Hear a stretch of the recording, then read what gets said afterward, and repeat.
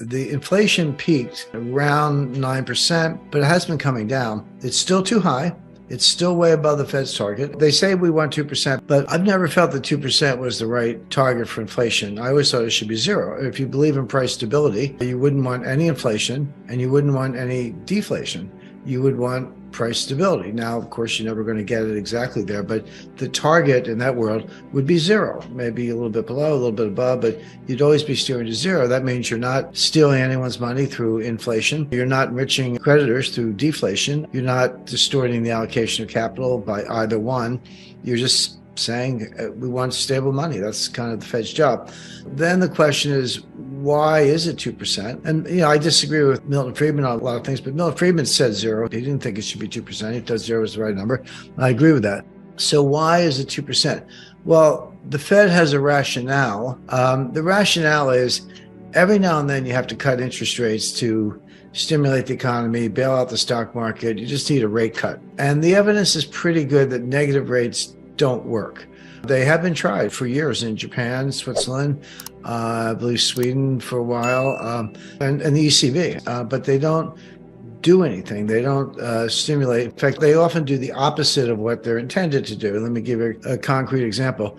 So the idea is if I cut interest rates, lower and lower, as a saver or an investor, I'm going to say, well, I don't like those low yields. I put money in the bank. I only get, a quarter of 1% or half of 1% or whatever. So I'll go buy some treasury notes or I'll go buy some stocks. And that's called the portfolio channel effect. In other words, by keeping rates so low, you make simple savings and liquid investments unattractive and you drive investors to other investments, housing, stocks, bonds, whatever, commodities perhaps. And then that creates a wealth effect. And if my assets go up, I feel more prosperous and maybe I spend more money and that helps the economy, et cetera, et cetera. That's the theory. It's all garbage, by the way. There's very little evidence for the wealth effect. Assets go up, people feel a little better about it. But the idea that they turn around and spend more money does not hold up. The people with the most assets tend to have the most discretionary income. And, once you got a couple of cars and a couple of houses, and a decent wardrobe, you're actually going to go spend more money. Well, probably not. You'll probably save it or invest it. I'm not saying those are bad things, but the idea that it stimulates the economy is not true. But if you follow the theory and say, okay, lower rates force you into asset purchases, et cetera, wouldn't negative rates do even more of that? Because what happens with a negative rate? You have $100,000 in the bank and at a negative 1% interest rate. I'm the government or the treasury or the bank. I'm taking $1,000 a year. I'm taking 1% out of your account. So you're sitting there. You just say, hey, I just want to save $100,000. That's all I want. But with a negative rate, it goes 99, 98, 97. And the idea there is, well, now you're really going to spend your money because it's kind of use it or lose it. Again, these are the kind of theories, but let me kind of ground that in the real world a little bit. What do people actually think? When they see negative rates, people say to themselves, there must be deflation coming. The economy must be in really bad shape. Deflation must be getting the upper hand. Why else would they go to negative rates if they weren't worried about deflation? And if they are worried about deflation, and they are, then I'm going to say more. Far from getting people to spend, remember, the dollar is worth more. In a deflationary world, your dollars are actually worth more. In real terms, a dollar can be just a bank account, can be your best performing investment. In a deflationary world, if you have 2% deflation, then the real value of a savings account with zero interest goes up 2%. And that's probably better than what stocks are doing in that world. So people act rationally. They say, okay, we have negative rates. Central bank must be worried about deflation. If they're worried, I'm worried. And I'm going to save more because, first of all, those savings will do well in deflation. I need to be prepared for that. Last thing I want to do is spend. If prices are going down, why would I spend? I'll wait 6 months, get a cheaper price.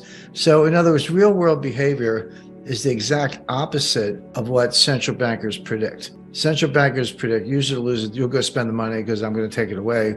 But real people say, no, I'm going to save more because you're signaling to me that the value of the money is going up because you're worried about deflation. The prices are coming down, so what's the rush? So for all those reasons, negative rates don't work.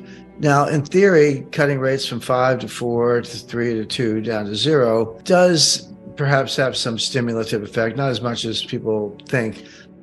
And so the Fed says, well, we don't want to start with zero. If we start with zero, if that's our target, and negative doesn't work, and the economy goes into a recession, how do we stimulate the economy? We can't go below zero, but we can't cut rates because we're at zero. So they believe that they ought to keep rates around 2%. Now, as inflation is about 2%, interest rates are about 2%. And that gives you 2 points of cuts. You could do in 25 basis point rate cuts, you could do 8 cuts. It's a full year of rate cuts from 2 to 1 3/4, 1 1/2, 1 1/4, et cetera. You could do 8 25 basis point rate cuts with 2%.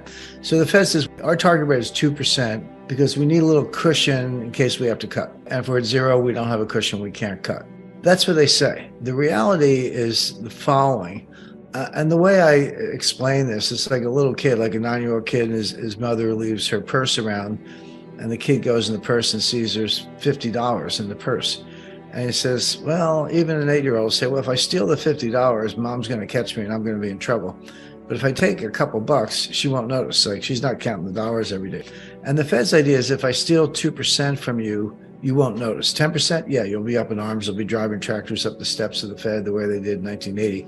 But 2%, you kind of won't notice.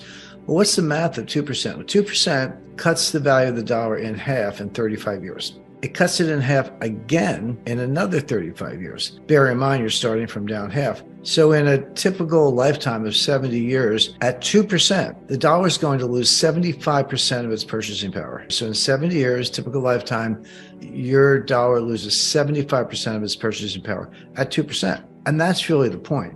Because 2% year in, year out, probably not enough to feel, but it's insidious. And by doing it for a long enough period of time, you destroy the purchasing power of the dollar. And that's what they really want to do. Why? Because the federal debt is nominal. The debt is nominal. If I owe you $1, I owe you $1. Whether in real terms it's $1.05 or 95 cents, that's separate, but I owe you the buck. Well, if you can destroy the purchasing power of the dollar, you're actually reducing the real value of the debt. People say America has never defaulted on its debt. Well, first of all, that's not true. It's not a true statement. But the easiest, quietest, stealthiest way to default is inflation. It's like, hey, here's your $1 billion back. Good luck buying a loaf of bread because I've destroyed the value of the dollar. Now, 3% will do it in about 23 years, which means that you'll destroy 75% of the purchasing power in 46 years, not 70 years. So on, 4%, 5%, et cetera. At 10%, you cut the value of the dollar in half in 7 years. People like to bang the table and say, since the creation of the Fed in 1913, the dollar has lost 95% of its purchasing power. Well, that's a true statement, but you don't need 110 years. We lost 50% in 5 years. Between 1977 and 1982. So inflation is insidious. It is a tax. It is a form of theft. But like the kid with the mother's wallet, if you keep the theft, in small little bites, but do it long enough, you can get the whole thing and no one will notice. So they say we want 2% because we want to be able to cut if we have to. But the real reason is we want to basically erode the value of the debt and erode the purchasing power of the dollar in ways that you don't notice. And they can be very patient. That's how they do it.